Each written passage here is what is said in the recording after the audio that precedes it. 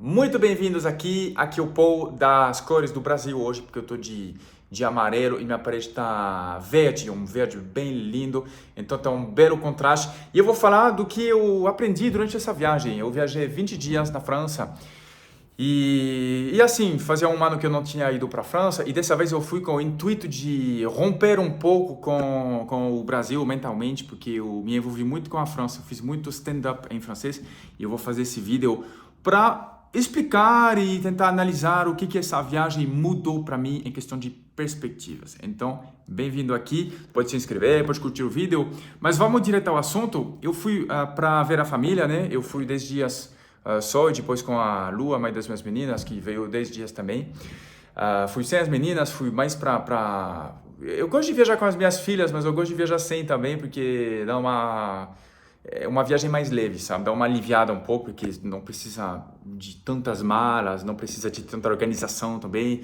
Então, assim, de vez em quando é bom ir sem elas. Eu combinei, inclusive, com a minha mãe que teria um ano a cada dois que eu levaria elas para a França e um ano a cada dois que minha mãe viria para o Brasil para ver ela, para ter esse contato. Então, a gente arrumou essa forma. Ela queria que eu fosse todo dia com as minhas filhas. Todo dia não, todo ano com as minhas filhas. Mas acho que é um pouco pesado. Então, eu fui sem elas. E aí, o que eu fiz? Eu quis realmente, quando eu disse uma ruptura mental com o Brasil, é porque eu quis focar, focar num programa, sabe? Num sistema de explotação como se fosse Android e passar para iOS, em questão de humor. Porque eu queria me desconectar do humor brasileiro e me conectar ao humor francês. Eu sempre tinha esse sonho de fazer stand-up em francês.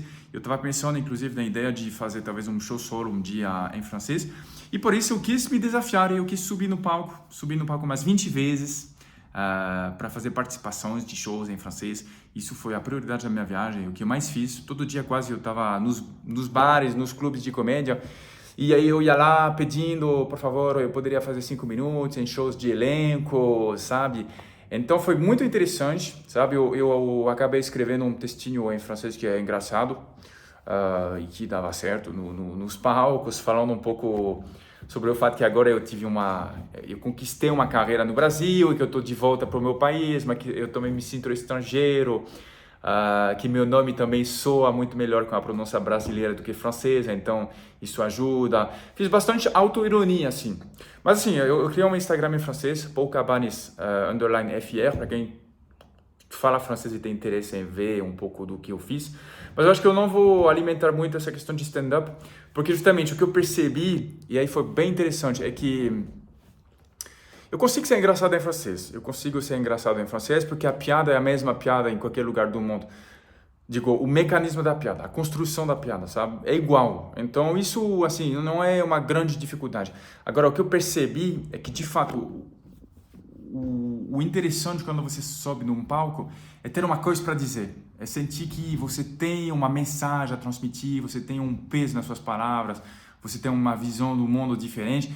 Eu sinto isso nitidamente no Brasil, pela minha visão de estrangeiro, de francês. Eu sinto que eu tenho uma mensagem para dizer para as pessoas, eu tenho alguma coisa para, sabe, uma coisa para transmitir. E essa sensação me dá a ideia e a impressão que meu show vale a pena de ser olhado, de ser assistido, que quando eu subo no palco eu tenho a sensação que eu vou entregar algo que é interessante, além de ser engraçado. Já na França tem tanto, né? Não sei qual que é a minha mensagem da França.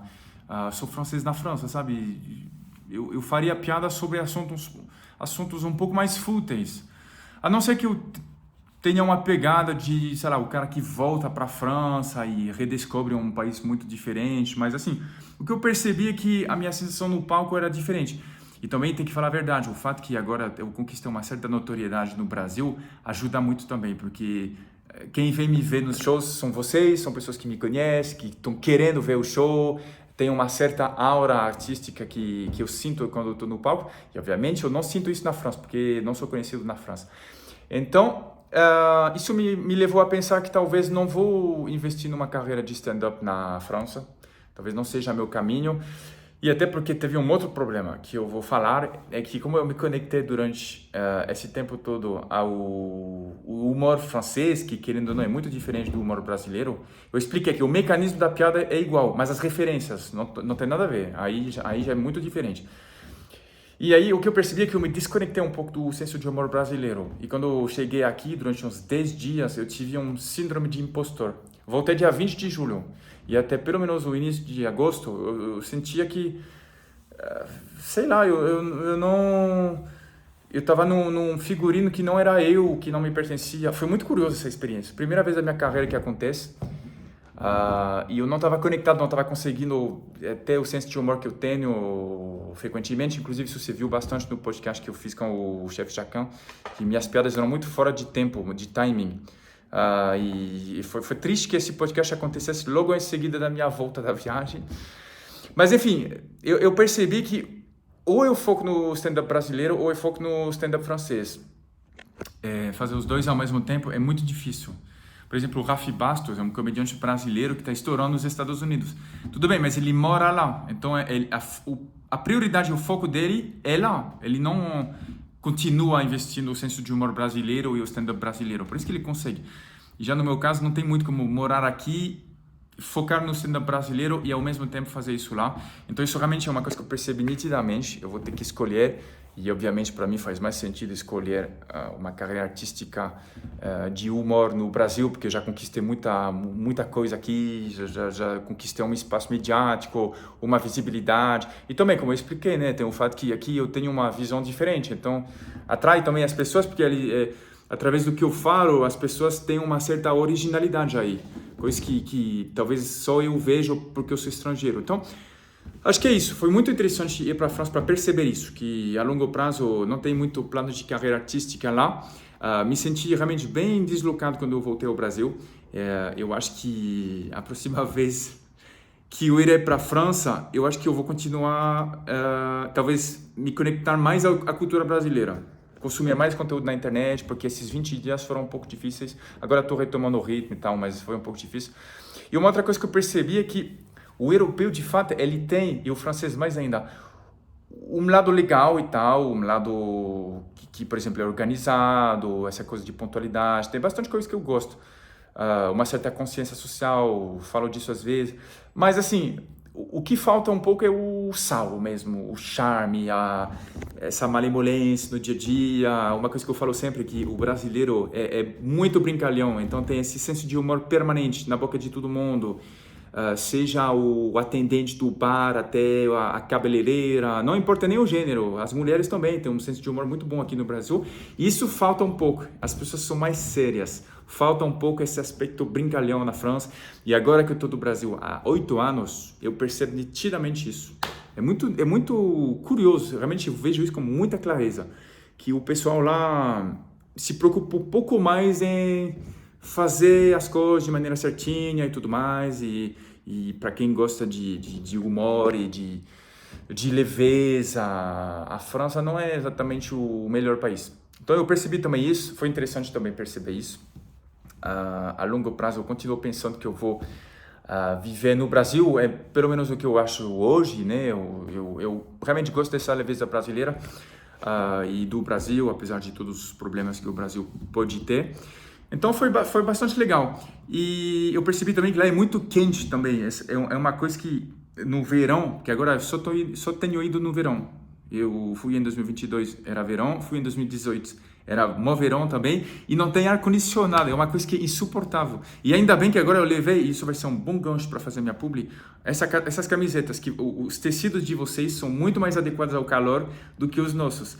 Já a gente tem tecidos adequados ao frio, mas para o calor é insuportável. E aí essas camisetas são da Insider, que é meu patrocinador. Essa daqui é a Tech T-shirt, que é amarela, porque não é só pretas, apesar que eu tenho umas 15 pretas. E até a cueca, inclusive, é uma cueca Insider. Eles falaram que se eu não estava à vontade, eu não ia mostrar minha cueca, mas eu estou um pouco à vontade, então vou mostrar esse detalhe. Mas é o mesmo tecido, é um tecido muito bom, porque ele não desenrola na perna. Quer dizer, ele não enrola na perna, ele não vai fazer, né, não vai enrolar, você sabe o que significa a palavra enrolar, e também ele não pegar odor, então suor, odor, essas coisas também que no verão são problemáticas. Então por isso eu gosto muito de Insider. POU12 é meu cupom, 12% de desconto. Essa é uma publi que eu faço com muito prazer sempre, porque é um produto que eu acho realmente excelente. Bom, é basicamente isso. O que eu acho é também, voltando aos meus sonhos, que eu acredito que a longo prazo eu poderia talvez tentar uma outra porta de entrada na França, no meio artístico, que seria pelo cinema. Mas aí a gente está falando de coisa que é muito para frente, porque nem no cinema brasileiro eu tô, por enquanto, envolvido. Então imagina no cinema francês. Mas se eu conseguisse um papel legal no Brasil, acho que um dia aí pode me abrir portas também pro mercado francês. E aí isso seria muito interessante. As pessoas também têm me perguntado bastante sobre a questão dos garçons e do acolhimento, da recepção das pessoas. Eu acho de fato, né, tem essa dureza que eu percebo também na França. Eu acho que é uma coisa que é curioso, mas as pessoas são mais duras emocionalmente, né? Como eu estava falando, não tem essa malemolência do francês. No atendimento também não, sabe? Agora, eu vi uma explicação que eu achei legal de um brasileiro na internet, alguns dias desses, aleatoriamente, que estava falando que aonde um bar brasileiro recrutar 10 garçons, ele vai recrutar somente 3 na França, até porque os salários são mais altos. Então custa mais caro na folha de pagamento. Por conta disso, cada garçom tem muito mais tarefa, mais meses para cuidar, e por conta disso também ele não tem digamos que ele já tem seu roteiro, sabe? Ele já vai pegar a comanda dessa mesa, aí em seguida ele já sabe que ele vai servir o prato de tal mesa. E aí se você se ele tiver a sensação que você está querendo furar a fila, sabe, e insistindo no momento que não é o timing certo, às vezes ele pode achar que você está querendo furar a fila mesmo e pode ter uma sensação desagradável. Mas isso não justifica a grosseria de alguns, tá? Não estou defendendo, estou explicando alguns mecanismos, mas é só um deles, porque tem uma outra coisa também que vários deles são simplesmente grosseiros e isso não é uma coisa que é legal. Em Paris, eu acho que em Paris é pior que no resto da França. Mas sabe que eu tenho um guia anti-perrengue que eu vou deixar na descrição porque ele vale muito a pena, ele é gratuito.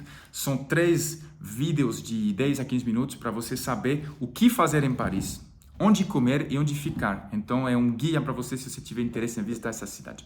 Voilà, é isso. Deixa seus comentários aqui, eu vou ler os comentários, responder também na medida do possível. Obrigado a você, estou retomando meus tours no Brasil. Vai ter Rio de Janeiro, 2 datas, na Barra da Tijuca, dia 13 de setembro, no Multiplão. Vai ter também dia 8 de dezembro na Arena Jockey, na zona sul do Rio, 4.000 pessoas. E aí tem BH, Brasília, Campinas, um monte de cidades, Rio Grande do Sul, Manaus também. Bom, vou fazer muita cidade, então veja a agenda aqui embaixo, vou deixar. Muito obrigado a você, pode se inscrever, curta o vídeo e compartilhe. Até breve.